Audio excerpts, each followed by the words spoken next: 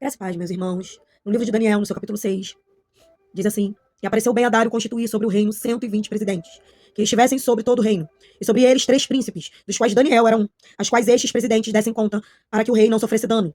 Então mesmo Daniel sobrepujou a estes presidentes e príncipes, porque nele havia um espírito excelente, e o rei pensava constituí-lo sobre todo o reino. Então os presidentes e os príncipes procuravam achar ocasião contra Daniel a respeito do reino, mas não podiam achar ocasião ou culpa alguma, porque ele era fiel, e não se achava nele nenhum vício nem culpa. Aleluia. Boa é esta palavra.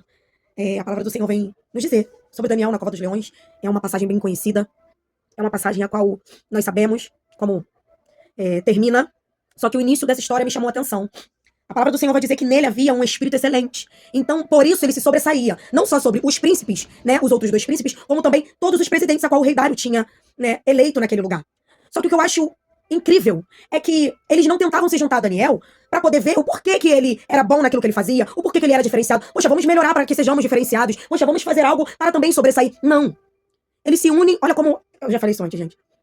Quando seu olhar é bom, essa palavra, tudo se torna bom.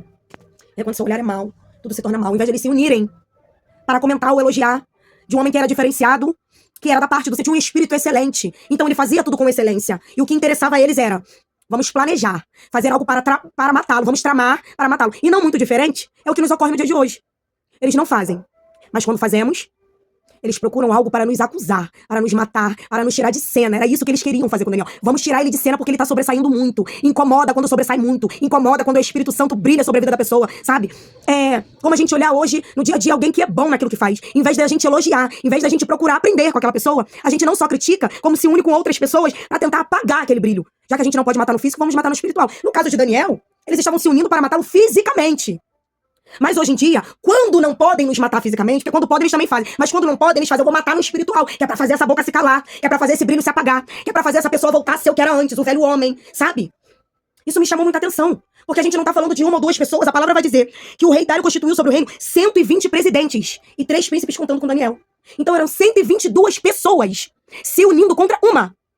Só que o que eles não... Aí entra a parte que eu amo. O que eles não tinham noção é que 122 pessoas não dava o início do que é o Deus de Abraão, de Isaac e de Jacó, que é o mesmo, não mudou.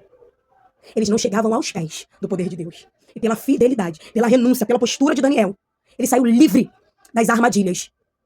Como ele se colocava diante de Deus, Deus agiu de misericórdia, com um olhar maravilhoso, que ele sempre olha pra nós e falou: não, vocês são muitos, olha que tamanha covardia, 122 contra 1. Tramando pra matar ele. E ainda assim o Senhor lá de cima falou: esse aqui é meu. Vocês vão se levantar por um caminho, vocês vêm. Mas por 7 vocês vão voltar. Porque eu até deixo vocês pensarem que vocês vão vencer. Porque o inimigo, ele acha, quando ele tá tramando, que ele vai obter vitória. Como ele pensa isso? Daniel chegou e ia até a cova. Imagina esses homens festejando quando ele adentrou a cova. Nós conseguimos. Daniel não fez nada contra esses homens. Mas eu tenho certeza, eu conjecturo que eles estavam vibrando. Conseguimos. Nós matamos ele. E aí pela manhã, sai Daniel de dentro da cova. De leões famintos. Oh, glória. Porque a mão do Senhor estava sobre a vida dele. Oh, louvado seja o nome do Senhor. Que as suas misericórdias são infinitas. São o motivo que não somos consumidos. São as misericórdias do Senhor que tem nos sustentado. Que tem feito ele olhar para nós de maneira diferente. E tem nos livrado dos laços de morte. Das tramas dos inimigos. Sendo eles muitos ou poucos. O Senhor tem nos olhado de forma diferente. Cuidado de nós. Louvado seja o nome do Senhor. Fique com esta palavra. Seja renovado nesta noite.